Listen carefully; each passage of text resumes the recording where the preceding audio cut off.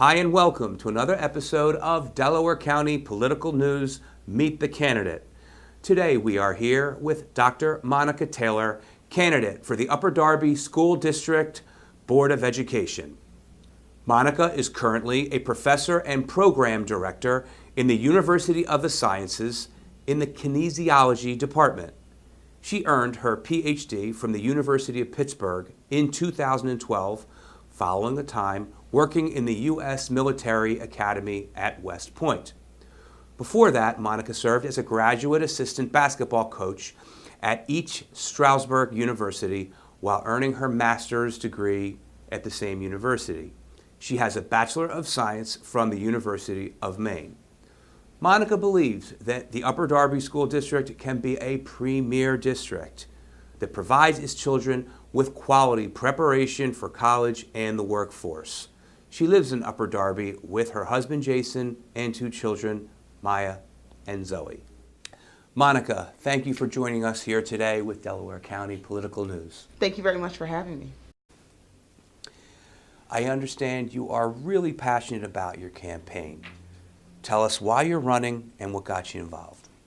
I think I have a lot of skin in the game, right? I'm a mother. I have two girls who are going to be in the school district soon. I want to make sure that they're in the best school district possible. And I am a community member. I own a home in the district. And I know the benefits of having a good school district, what that can do for your property values. And I'm an educator. And so I understand the viewpoints that are coming from the educational process and just kind of wanting to make sure that all of our kids in our community are getting a great educational experience. Monica, kinesiology, and I've had some trouble pronouncing that. Tell us what that is. So kinesiology is basically the study of how your body moves, how your body works, how it processes things, and how it goes about exercising. So it encompasses exercise, nutrition, everything from how to work out the right way to how to eat right. And so it's kind of a broad subject. So most of my students are going on to graduate school in order to be physical therapists or occupational therapists or physician's assistants. What changes do you want to see made in the Upper Darby School District? Well, one of my big issues, of course, because I have a 4-year-old, is that we only have half-day kindergarten. And so for me, that's a huge issue because a lot of our students, I find, or a lot of our parents, I find, are looking at other schools that have full-day kindergarten and starting their kids in maybe the private schools nearby. And then it's kind of hard to pull their kids out of those school systems once they've already started there and then bring them into first grade. And also for our students who are in our district for kindergarten, if they're only having a half day worth of education, other districts all around us are having a full day worth of kindergarten. What is that saying? I feel like that's putting us a step behind other school districts. You and I were talking about school books. What change would you like to see there? So I know right now that our middle school students are using science books that were issued in 2005. And so we all know that science changes daily. And so in the last 12 years, I know that there's been several changes. One of the teachers who spoke to the school board to talk about this issue referenced the fact that Pluto was not a planet and then it became a planet again in this time period. And so I think that having new science books would be a great asset to our community.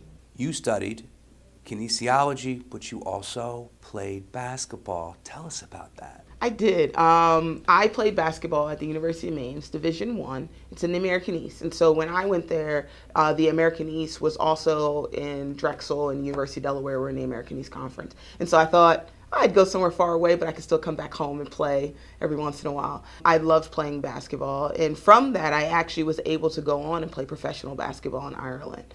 And it was a great experience. I played professional basketball in the Super League. I played in Killarney, which is a small town in Southern Ireland, and it was a very good experience. I really enjoyed playing professional basketball. What is the Super League?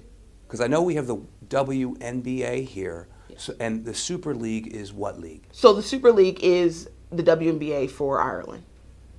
And so it's because they have different levels of leagues. It's kind of the same way we do. Like they have their WNBA and then they have their minor league.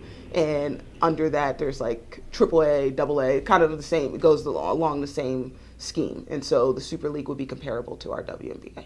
So in other words, the NFL Europe, except for basketball. Yes, except for women's basketball. Got Yes. you. So after you were finished playing professional ball, then you came back and coached and finished your education? Yes, yes. After I got done playing, I loved playing. I would have played longer, but my team actually folded. And when I came back, I went on to pursue my education. And while doing that, I decided to be a basketball coach also. So I was the graduate assistant at East Stroudsburg University. And then after I finished my Ph.D., I was also an assistant coach at St. Ambrose University. What was it like playing professional ball in Europe? It was great. You're getting paid to do what you love. I mean, I do love what I do right now too, but it's a different thing. I love basketball and I love the camaraderie of being on a team. I also love Europe. Europe is a great place to be, and Ireland was a really good experience. I really enjoyed all the Irish people and living there. You get paid, you get up, you get to practice, you get to shoot, you get to play basketball. And so this was what my life was while I was playing professional. Did the Irish appreciate their basketball like the United States do? Yes, but it's all on a smaller scale because Ireland's so much smaller than the U.S. But we did have quite a few fans at all of our games, and they did appreciate basketball. We had little fans walking up to us when we'd walk around town and all these things. So it was a great experience. Wonderful. Great.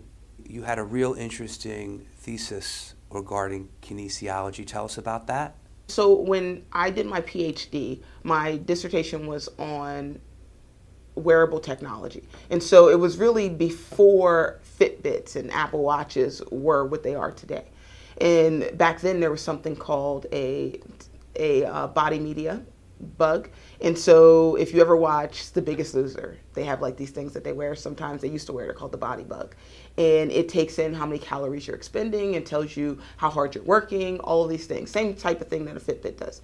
And so what I was doing for my dissertation was I was trying to validate that for use in athletes. And so for use in activity where it's like stop, go, start again, run real fast, stop. So more stop and go versus just, okay, we're going to look how much energy you're expending when you walk 3 miles or run 3 miles. I wanted to see if it worked well.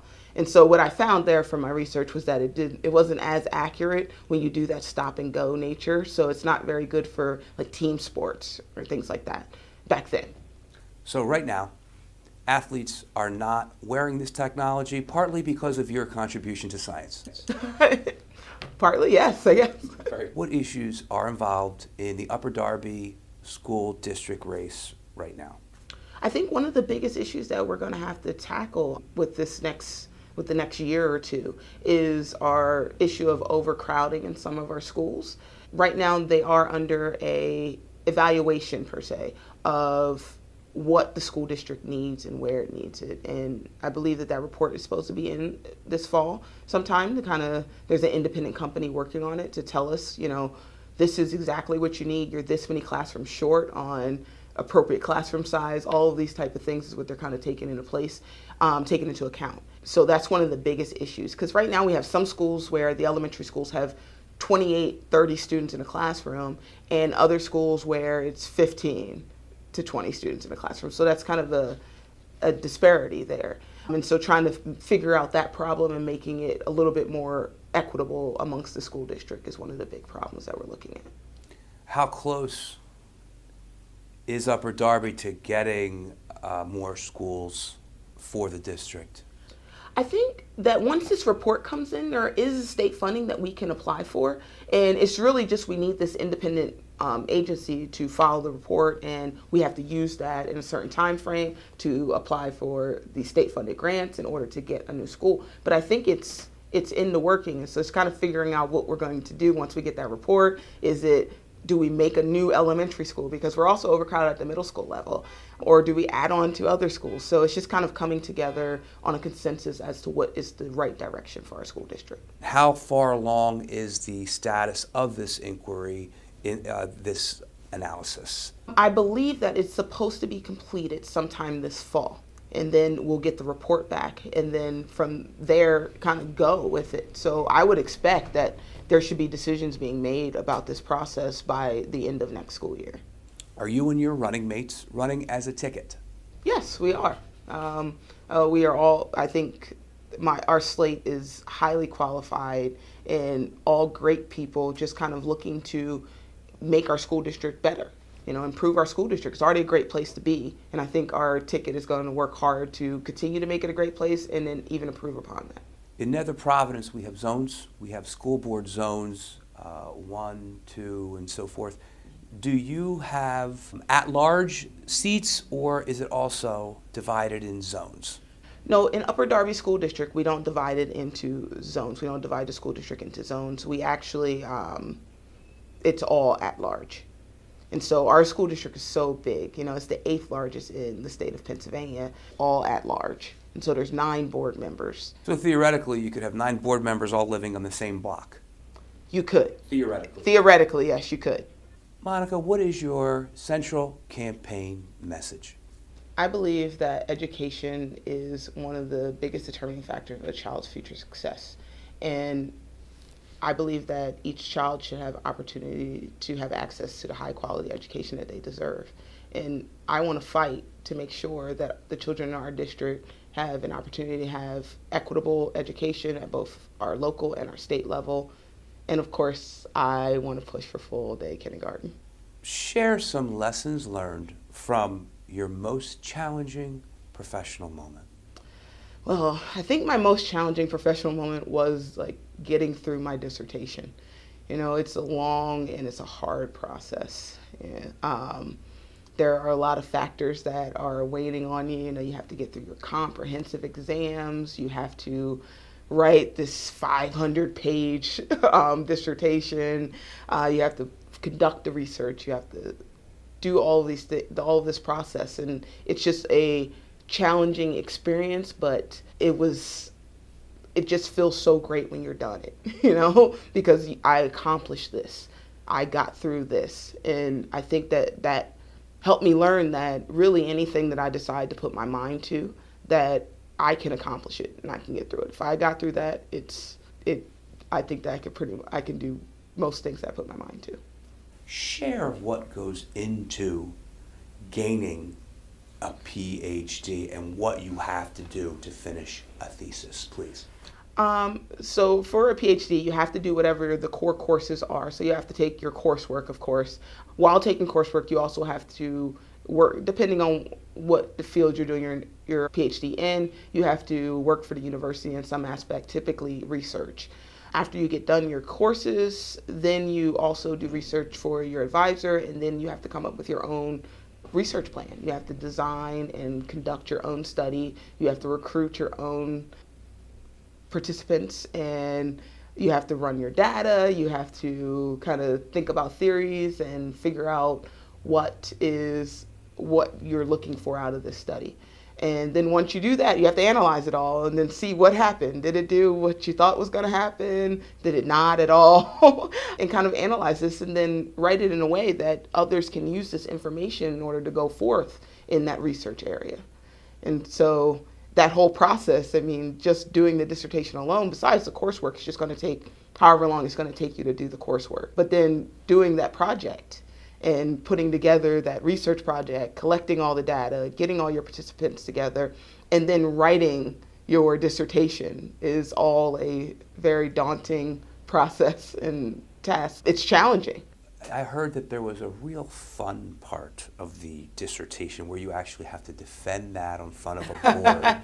Tell us a little bit about that. Yes, the defense. Defense is, it's exciting because when you're at your defense, you're almost there. So when you go up for your defense, you're there with your whole defense committee, your dissertation committee. So it depends on what school you're at, however many you have. And so I had 6 people on my committee. And so they're all there, and you have to present your research. And so it depends on how long it takes you. I think presenting my research took about an hour and a half or so to talk through the study, talk about what we found, what I think we can do with this data. And they pound you with questions and ask you about all aspects of your study, what the methods were the methods right, how you analyze this statistically, and go from there. And then there's also, it's open to the public, so anybody in the university can come. And so you also have members of the community or the university community there asking you questions too. And then you leave the room. So everybody, the community leaves the room, you leave the room, and you just kind of go and sit and wait outside for however long they deliberate to decide on whether or not you've done what you needed to do to pass your defense. If you defended your dissertation, that's kind of a worry moment. You're sitting outside. I think I might have been sitting outside for 45 minutes or something. My husband was there. And then you come back in, somebody comes and calls you back in, and they tell you yes or no. And in my case, they said, Dr. Taylor, you have successfully defended your dissertation. And it was a great moment. Congratulations. Thank you. And then how did you feel afterwards, or what lessons did you take from that? I think one of the biggest lessons that I took from that was that hard work and putting your mind to something is really valuable. And if I can put my mind to something, I believe that I can accomplish that goal. And what challenge do you want to see from being a school board member, and what goals do you want to accomplish? For me, for school board, I really do want to set my mind on trying to accomplish the goal of making sure our schools are equitable and our elementary schools aren't having an issue with overcrowding or too many students in a classroom. I think that that's a really hard situation for both the students and the teachers. Can you imagine having 28 first graders in a classroom? That's one of the issues that I really want to figure out and try to work with the other 8 school board members to see if we can make the best plan for that. And I hear that budget problems in Upper Darby almost threatened art, music, gym class, and other potentially non-essential academic programs. How do you feel about that? Yes, I know. I believe that was in 2015 when they actually took away those programs. I think it lasted a week before the community went ahead and put their say in. I think that's not something that's on the table. Our students need the arts. We have a great arts program at Upper Darby. Our music program is one of the best in the States, and so is our art program. And our theater, Upper Darby Summer Stage, we have all of these things that are ingrained in our community, and so it's not on the table. There's not a discussion. So that's not a threat for that ever happening again? No, not as long as I'm on school board. That will not be happening. Very good. Is there a budget issue or funding problem for the school district? Yes, there is a funding problem. There's a budget issue. I think that our school district, like I said before, is the 8th largest in the state, and our state doesn't do a good job at funding public education. We are 47th out of 50 states in how much our state provides for funding. And we have a fair funding formula, but we don't actually put money into it. And so there's several issues at the state level with our budget. And I think school districts all around the state are having the same issue that Upper Darby is having.